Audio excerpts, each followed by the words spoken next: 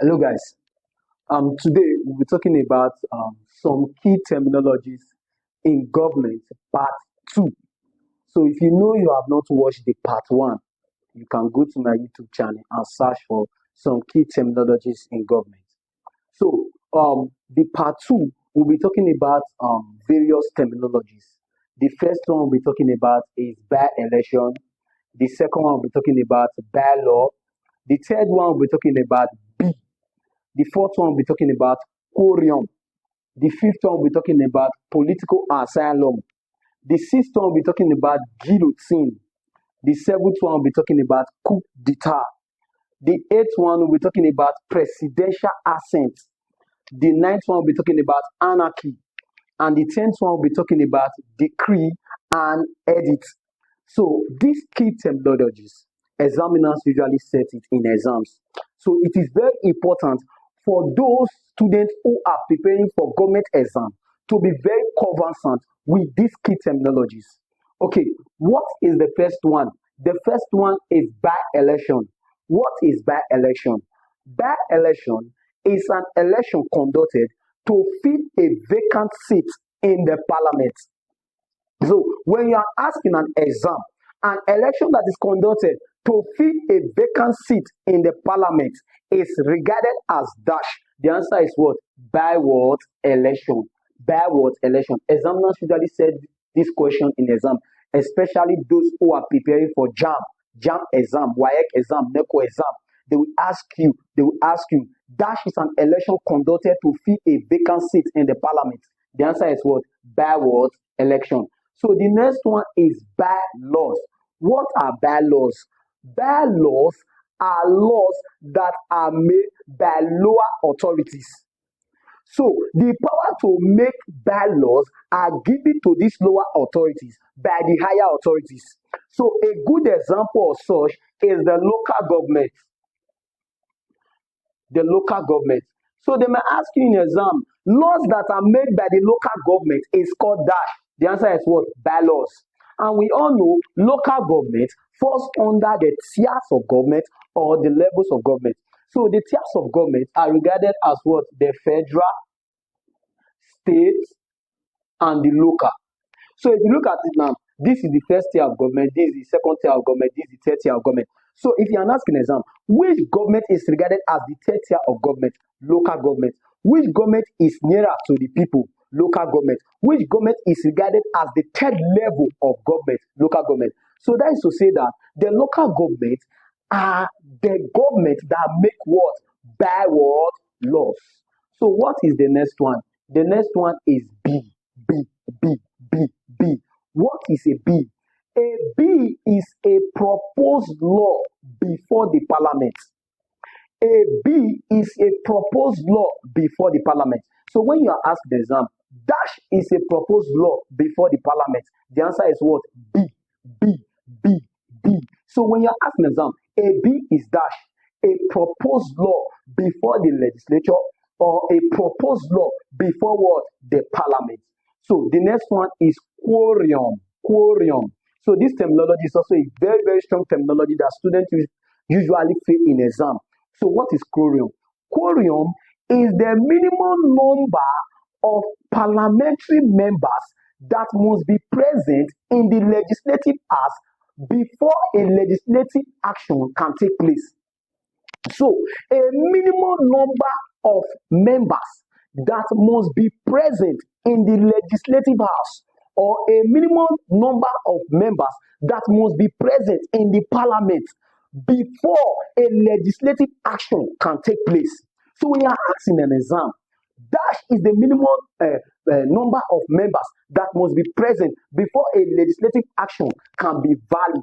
The answer is what? Quorum. The answer is what? Quorum. So the next one is political asylum. Political asylum. So what is political asylum? Political asylum is like a safety or protection that is given to a foreigner by another country as a result of that foreigner escaping from political persecution.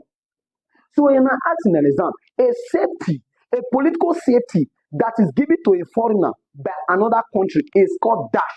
The answer is what? political what? Asylum. And those that are preparing for JAMB exam, JAMB usually said this question. And a good example of such is Charles Taylor of Liberia. Charles Taylor of Liberia. So Charles Taylor of Liberia in 2003 sought asylum in Nigeria. So they will ask you an exam, who sought asylum in Nigeria in the year 2003? The answer is what? Charles Taylor of Liberia. Charles Taylor that sought asylum in Nigeria hailed from which country? Liberia. In what year did Charles Taylor seek asylum in Nigeria? The answer is what? 2003. And in which regime? It was the regime of Olusegun Obasanjo. So when you're asking an exam, a protection or safety given to a foreigner by another country as a result of that foreigner escaping from political persecution is called dash. The answer is what? Political what? Asylum. So the next one is guillotine.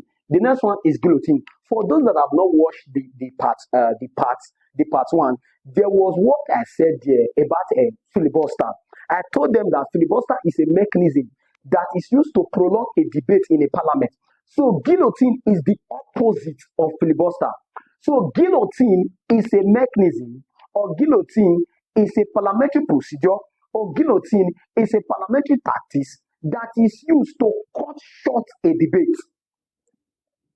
Before, I told you, filibuster is a mechanism that is used to prolong a debate. But a guillotine is a mechanism or tactics that is used to cut short a debate, or that is used to cut short action in the legislative house. So when you ask in an exam, a mechanism that is used to cut short a debate, or a mechanism that is used to cut short decision making in a parliament, the answer is what? Guillotine. The answer is what? Guillotine. So the next one is coup d'etat. Coup d'etat. Coup d'etat. So coup d'etat is the illegal or forceful overthrowment of a government by the military. So the illegal or forceful overthrowment of a government by the military is called dash. The answer is what? Coup d'etat. Coup d'etat. And in Africa, the first country to experience military coup is Egypt. Egypt. That is an exam question. They will ask you, which among the following is the first African country to experience military coup or military intervention? The answer is what? Egypt. Egypt. Egypt. Egypt. While the first West Africa to experience military coup is Togo. Togo. Togo. Africa is the first. Togo is the first West Africa. Egypt is the first Africa, while Togo is the first world West Africa. So the forceful overthrowment of a government by the military is called what? Coup d'etat. So the next one is presidential assent. Remember I told you what a bill is here. I said a bill is a proposed law before what? The parliament. So a presidential assent is the approval of a bill to become law.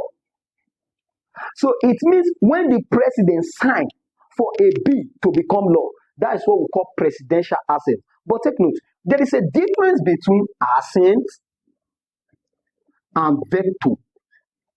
So when the president assent a bill, it means that president accept the bill, that president approve the bill.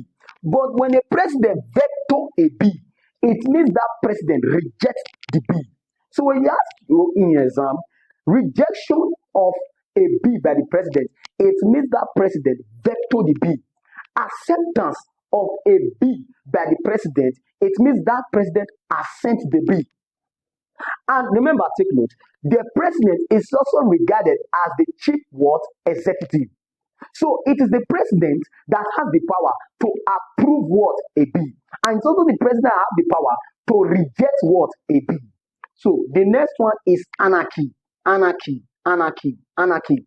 Anarchy is a situation where a state or a country has no government. There is lawlessness in that state. There is lawlessness. So when you're asking an exam, a situation where a state has no government or where there is lawlessness, it means that state is experiencing what? Anarchy. Anarchy. This is an exam question. Usually come outside the exam very, very well. Students should be very conversant with this question. So a situation whereby a state, there is no law, there is no government, lawless society or lawless state, it means that state or society is experiencing what? Anarchy. So what is decree and edit? Remember I told you about coup d'etat. I told you coup d'etat is an illegal or forceful overthrow of a government by what? The military. So when the government, when military take over from the civilian, the first thing they do is to suspend the constitution. They suspend the constitution. Take note of that. Take note of that. Take note of that. Suspension of the constitution is done when the military take over. So when the military take over, they suspend the constitution. They don't use the constitution to do. Rather, they use what we call what? Decree and edit. So decree are laws that are made at the federal military level, while edits are laws that are made at the state military level. So when you're asking an exam, know the difference between decree and edit so you don't interchange them during examinations, because examiners usually say this question in exam. So decrees are laws that are made at the federal level, while edits are laws that are made at the state level. So when you're asking an exam, laws that are made by the military at the state level is called dash edit. Laws that are made at the federal level by the military is called dash decree. So these are all the terminologies I'll be talking about in part 2. See you in my next video.